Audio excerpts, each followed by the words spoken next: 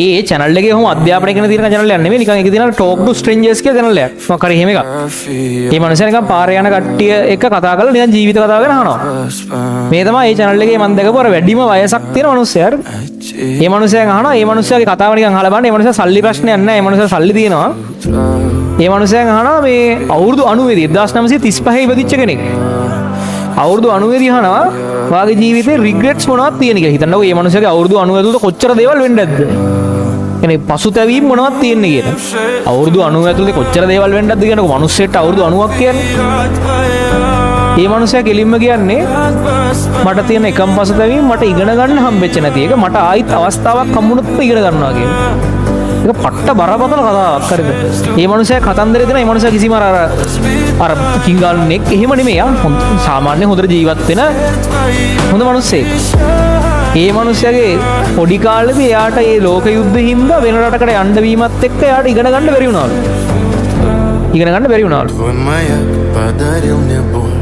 හරිද? අවුරුදු හිතන්නකො මිනිස්සෙගේ අවුරුදු 90කට පස්සේ අහන කතන්දරයකදී මේ මිනිස්සයාට කියන්න කොච්චර සිද්ධි තියෙනවද? ඔය සිද්ධිය ඇතුලේ මේ මිනිස්සයා Tamanට තියෙන පසුතැවීම විදියට සඳහන් කරන්නේ මට ඉගෙන ගන්න බැරි වුණා කියලා. හරිද? මට ඉගෙන ගන්න බැරි වුණා කියලා. ඒක මාරයි. ඒ කියන්නේ එයාගේ අවුරුදු 90කදී දැන් හිතන්නකෝ ඔයාගෙන් ඇහුවොත් ඔයා කවදාවත් දැන් කියන්නේ නැහැ ඔයාගේ ජීවිතේ තියෙන ලොකුම පසුතැවීම මොකක්ද කියලා ඉගෙන ගන්න බැරි වුණා කියලා. ඔයා වෙන කතාවක් කියන්නේ. ඔයාට වඩා සිද්ධි ගාන 5 ගුණයකින් විතර වැඩි මිනිස්සෙක්ගේ ලෝක යුද්ධයට ෆේස් කරලා කාලයක් ජීවත් වෙලා ඔක්කොගෙම පස්සේ මේ මිනිස්සයාගේ කතන්දරේ ලොකුවට තියෙනවා. ඔය ෂෝට් එකක් තියෙනවා. ඔගේ වීඩියෝ එකක් තියෙනවා. අර කසාද බැඳලා ළමයි ඉඳලා ඔක්කොම ඉවරලා අන්තිමට මේ මිනිස්සයන් ඇහුවා මාගේ ජීවිතේ තියෙන එකම පසුතැවීම මොකක්ද කියලා. මේ මිනිස්සයා කියනවා ඉගෙන ගන්න බැරි වෙච්ච එක කියලා. ඒක මාර පවර්ෆුල් වීඩියෝ එකක්. ඒක තේරෙන්න ඒක ඔයාලට දකින්න හම්බීමම පිනක්. හරිද?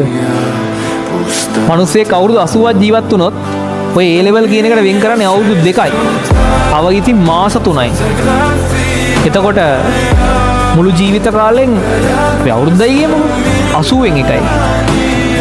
ඔය ජීවිත කාලෙන් 80න් එකක් මහන්සි වෙලා ජීවිත කාලයක් වෙනස් වෙනවා. හරිද?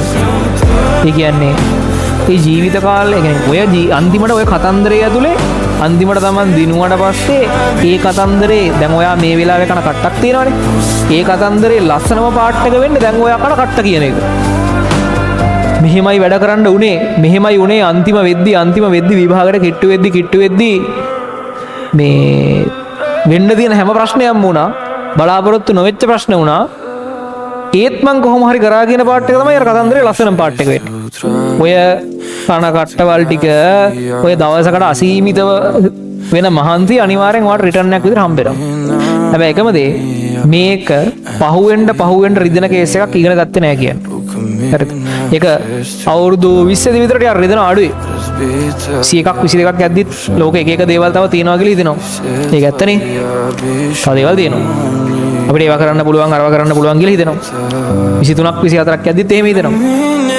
ඊට පස්සේ මොනවා හරි ක්‍රමයකින් දේවල් ටිකක් ඇචීව් කරගෙන සාමාන්‍යයෙන් හොඳට ජීවත් වෙන්න පටන් ගනිද්දි තේරෙන තමයි ඔය රිග්‍රෙට් එක එන්නේ. ඒක එන්න පටන් ගත්තාම ගොඩක් වෙලාවට ආයි හැරෙන්න වෙලාවක් නැහැ. අර එහෙම හැරිච්ච කට්ටිය තමයි සමහර ලාවට අවුරුදු 4-5 ජොබ් කරලා ඉඳලා ආයිත් ඇවිල්ලා ලෙවල් කරන්නේ. ඒත් ඒ තීරණේ ලේසි නෑ. හරිද? මේ වෙලාවේ ඔයාට දෙන්න පුළුවන් උපරිමය දෙන්න. දවසකට පැය 2-3ක් නිදියගෙන හරි මේ අන්තිම ටිකේ. ඔයා ඉන්න ලෙවල් එකත් එක්ක ඒක.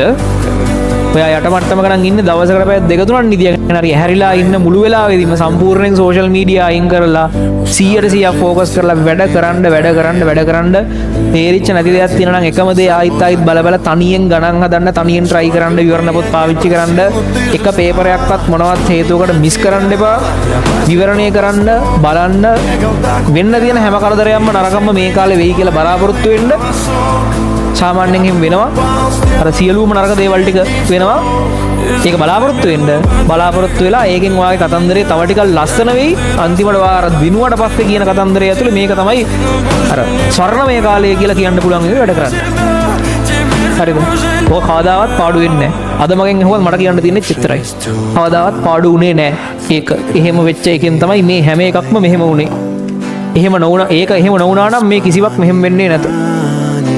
හරි. ඒ නිසා පාඩුවක් වෙන්නේ නැහැ.